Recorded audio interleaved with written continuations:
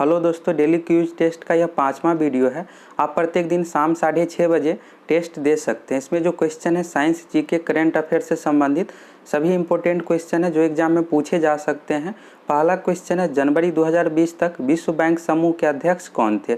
5 से 6 सेकंड का समय लेना है। अगर आपको इसका जवाब पता है तो कमेंट करना है। जनवरी 2020 तक विश्व बैंक समूह के जो अध्यक्ष है डेविड माल्पस, बी ऑप्शन सही हो जाएगा। 2019 में नियुक्ति हुई थी। अभी भी विश्व बैंक के अध्यक्ष डेविड माल्पस ही है। सही आंसर हो जाएगा बी ऑप्शन, डेविड माल्पस। अगला क्वेश्चन है, भारतीय संविधान का कौन सा अनुच्छेद धर्म, वंश, जाति, लिंग और जन्म स्थान के आधार पर भेदभाव करने पर रोक लगाता है? सभी ऑप्शन देख लीजिए। इस क्वेश्चन का सही आंसर जो हो जाएगा अनुच्छेद 15। अनुच्छेद 15 के अनुसार धर्म, जाति के आधार पर किसी से भेदभाव नहीं किया जा सकता है। और अनुच्छेद 17 में जो वर्णन है अस्पृश्यता का अंत यानी छुआछूत का अंत है। सही आंसर जो हो जाएगा अनुच्छेद 15। अगला क्वेश्चन है, वर्तमान समय में बिहार के राज्यपाल है? वर्तमान समय में बिहार के राज्यपाल है फागू चौहान। सही आंसर हो जाएगा, बिहार के मुख्यमंत्री है नीतीश कुमार। अगला क्वेश्चन है, उत्पादन के साधनों का निजी स्वामित्व अर्थव्यवस्था की एक विशेषता है। उत्पादन के साधनों का निजी स्वामित्व अर्थव्यवस्था की जो एक विशेषता है, सही आंसर हो जाएगा पूंजीवादी अर्थव्यवस्था। पूंजीवादी अर्थव्यवस्था के अंतर्गत जो अधिकार होता है निजी यानी प्राइवेट सेक्टर का। भारत में जो अर्थव्यवस्था है मिश्रित अर्थव्यवस्था, जिसमें निजी एवं सार्वजनिक दोनों की भागीदारी है, प्राइवेट एवं गवर्नमेंट सेक्टर दोनों की भागीदारी है। समाजवादी अर्थव्यवस्था में जो भागीदारी होता है सरकार यानी गवर्नमेंट की। सही आंसर हो जाएगा पूंजीवादी। याद रख लीजिएगा, पूंजीवादी में निजी का अधिकार होता है, समाजवादी में सरकार का, मिश्रित अर्थव्यवस्था में दोनों का। एग्जाम में पूछा जाता है सभी पॉइंट से क्वेश्चन। अगला क्वेश्चन है, 1942 में महात्मा गांधी द्वारा भारत छोड़ो आंदोलन निम्नलिखित में से किस स्थान पर आरंभ किया गया था? 1942 में गांधी जी द्वारा भारत छोड़ो आंदोलन शुरू किया गया था। सही आंसर जो हो जाएगा, यहाँ पर जगह का नाम पूछा जा रहा है, अगस्त क्रांति मैदान।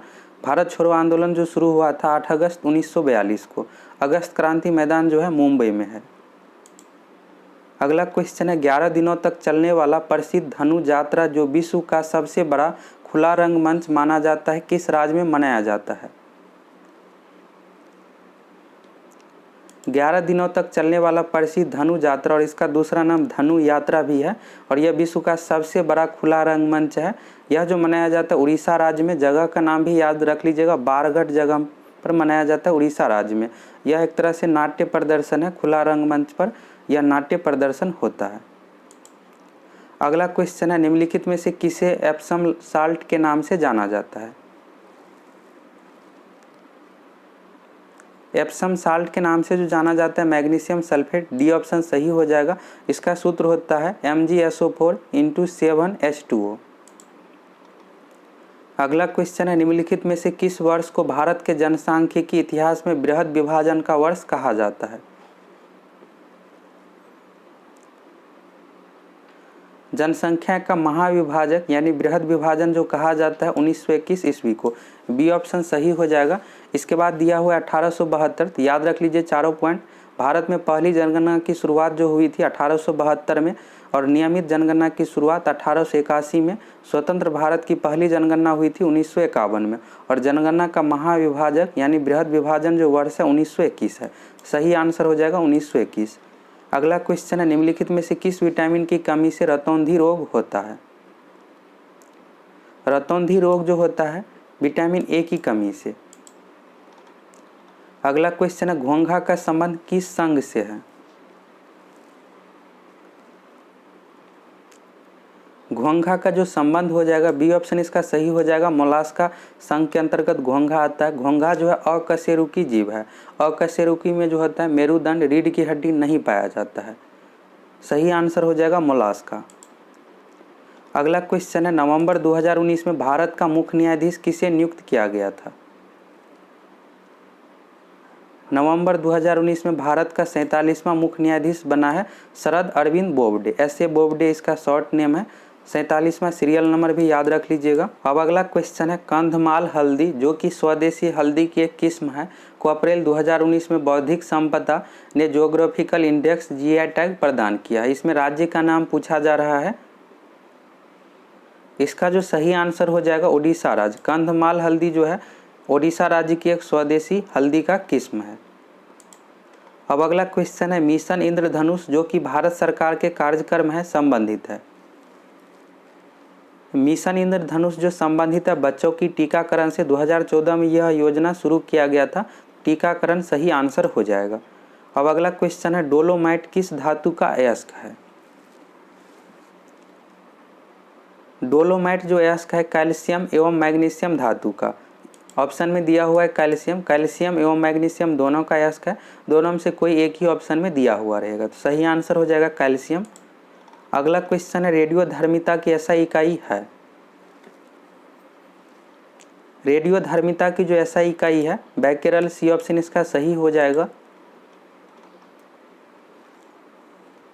अगला क्वेश्चन है 2011 की जनगणना के अनुसार निम्नलिखित में से किस राज्य केंद्र शासित प्रदेश में साक्षरता दर के मामले में दूसरा स्थान प्राप्त किया है।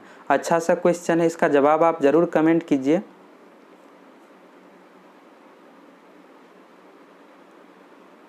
अगर आप इस क्वेश्चन का जवाब मिजोरम दिए हैं तो आपका जवाब गलत है। इसका जो सही आंसर होगा लक्षद्वीप होगा। साक्षरता दर में पहले स्थान पर जो है केरल राज्य है। केरल की जो साक्षरता दर है 94%। दूसरे स्थान पर जो होगा लक्षद्वीप होगा। इस क्वेश्चन में जो पूछा जा रहा है 2011 की जनगणना के अनुसार निम्नलिखित में से किस राज्य केंद्र शासित प्रदेश, यहाँ पर राज्य भी दिया हुआ और केंद्र शासित प्रदेश भी दिया हुआ है। तो लक्षद्वीप की जो साक्षरता दर है 91.8% है। इसके बाद है मिजोरम। मिजोरम की जो साक्षरता दर है 91.3%। तो इस क्वेश्चन में राज्य एवं केंद्र शासित प्रदेश दोनों दिया हुआ है, तो इस कंडीशन में जो आंसर होगा लक्षद्वीप होगा दूसरे स्थान पर और मिजोरम जो चला जाएगा तीसरे स्थान पर। अगर केंद्र शासित प्रदेश नहीं दिया रहता तो जो पहला इसका जो आंसर होता मिजोरम होता। पहले स्थान पर केरल और दूसरे स्थान पर राज्य में मिजोरम, लेकिन यहाँ पर केंद्र शासित प्रदेश भी दिया हुआ है, तो लक्षद्वीप सही आंसर हो जाएगा। अब अगला क्वेश्चन है निम्नलिखित में से कौन सा देश बंदरगाह विहीन देश है। इसमें से सही आंसर जो हो जाएगा मंगोलिया। मंगोलिया जो है एक स्थल रूट देश, लैंड लॉक देश है। इसके चारों ओर जो है स्थल है, समुद्र नहीं है, तो बंदरगाह के लिए समुद्र होना चाहिए। तो मंगोलिया जो है लैंड लॉक देश है, इसके चारों ओर जो है स्थल ही है, तो मंगोलिया इसका सही आंसर हो जाएगा, बंदरगाह विहीन देश है। अगला क्वेश्चन है भारतीय संविधान की 10वीं अनुसूची के तहत लोकसभा के किसी भी सदस्य की अयोग्यता से संबंधित किसी भी मुद्दे पर अंतिम निर्णय किसके द्वारा लिया जाता है। सभी ऑप्शन देख लीजिए। यहाँ पर जो पूछा जा रहा है 10वीं अनुसूची से रिलेटेड और अयोग्यता के बारे में, तो इस पर जो अंतिम निर्णय लेता है लोकसभा अध्यक्ष। सही आंसर हो जाएगा लोकसभा अध्यक्ष। अब अगला क्वेश्चन है निम्नलिखित झीलों और उसके स्थानों में से कौन सा सुमेलित नहीं है। फर्स्ट ऑप्शन में दिया हुआ है चिल्का झील, उड़ीसा, यह सही है। लोनार झील जो है महाराष्ट्र राज्य में है, मिजोरम इसका गलत हो जाएगा। इसमें से जो सुमेलित नहीं है लोनार झील मिजोरम, यह गलत दिया हुआ है। लोकटक झील जो है मणिपुर राज्य में है, सही है। रूपकुंड झील उत्तराखंड के चमोली जिला में है। रूपकुंड झील को जरूर याद रख लीजिए, एग्जाम में यहाँ से क्वेश्चन पूछा जा सकता है, यह करेंट से रिलेटेड भी क्वेश्चन है। तो रूपकुंड झील जो है उत्तराखंड के चमोली जिला में है। यहाँ पर जो है 500 मानव का कंकाल मिला था, इस कारण से यह न्यूज में है और एग्जाम में पूछा जा सकता है क्वेश्चन। अब अगला क्वेश्चन है नेताजी सुभाष राष्ट्रीय क्रीड़ा संस्थान कहाँ पर स्थित है। नेताजी सुभाष राष्ट्रीय क्रीड़ा संस्थान यह खेल से संबंधित संस्थान है और यह जो स्थित है पटियाला। सी ऑप्शन सही हो जाएगा पटियाला। अगला क्वेश्चन नेपाल देश की राजधानी है। नेपाल देश की जो राजधानी है काठमांडू, ये ऑप्शन इसका सही हो जाएगा। बांग्लादेश की राजधानी है ढाका। पाकिस्तान की राजधानी है इस्लामाबाद और मालदीव की राजधानी जो है माले है, माहे नहीं होगा माले। अब यहाँ पर नेपाल के प्रधानमंत्री का भी नाम याद रखिएगा, केपी शर्मा ओली है नेपाल के प्रधानमंत्री और नेपाल देश की राष्ट्रपति जो है विद्या देवी भंडारी। अब अगला क्वेश्चन है फलों के अध्ययन को क्या कहा जाता है। फलों के अध्ययन को जो कहा जाता है पोमोलॉजी। सी ऑप्शन सही हो जाएगा। फर्स्ट ऑप्शन में दिया हुआ है ऑस्टियोलॉजी में अस्थि यानी हड्डी का अध्ययन करते हैं। सिस्मोलॉजी जो संबंधित है भूकंप विज्ञान से और एंटोमोलॉजी में कीट पतंगों का अध्ययन करते हैं। अगला क्वेश्चन है एक मनुष्य 1 मीटर से कम दूरी की वस्तु को स्पष्ट नहीं देख सकता है, वह व्यक्ति किस दोष से पीड़ित है। अच्छा सा क्वेश्चन है, इसको भी सॉल्व कीजिए। इस क्वेश्चन में जो दिया हुआ एक मनुष्य 1 मीटर से कम दूरी यानी नज़दीक की वस्तु को स्पष्ट नहीं देख सकता है, तो वह किस दोष से पीड़ित है। दूरदृष्टि दोष में जो होता है दूर की वस्तु दिखलाई पड़ता है लेकिन निकट का वस्तु दिखलाई नहीं पड़ता है। तो यहाँ पर 1 मीटर से कम दूरी दिया हुआ है यानी निकट का वस्तु दिखलाई नहीं पड़ता है, तो दूरदृष्टि दोष इसका सही आंसर हो जाएगा। अगला क्वेश्चन है कनिष्क की राजधानी है। कनिष्क की जो राजधानी है पुरुषपुर, ये ऑप्शन इसका सही हो जाएगा। अगला क्वेश्चन है एबेल पुरस्कार 2020 से किसे सम्मानित किया गया है। एबेल पुरस्कार जो दिया जाता है गणित के क्षेत्र में दिया जाने वाला सबसे बड़ा पुरस्कार है और करेन बहलेल बेक को जो दिया गया है 2019 का।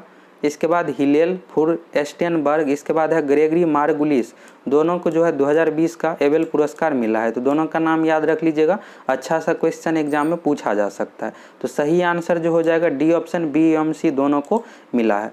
दोस्तों आप लोगों को वीडियो कैसा लगा कमेंट करके आप अपनी प्रतिक्रिया जरूर दीजिएगा। आप प्रत्येक दिन शाम 6:30 बजे लाइव टेस्ट दे सकते हैं।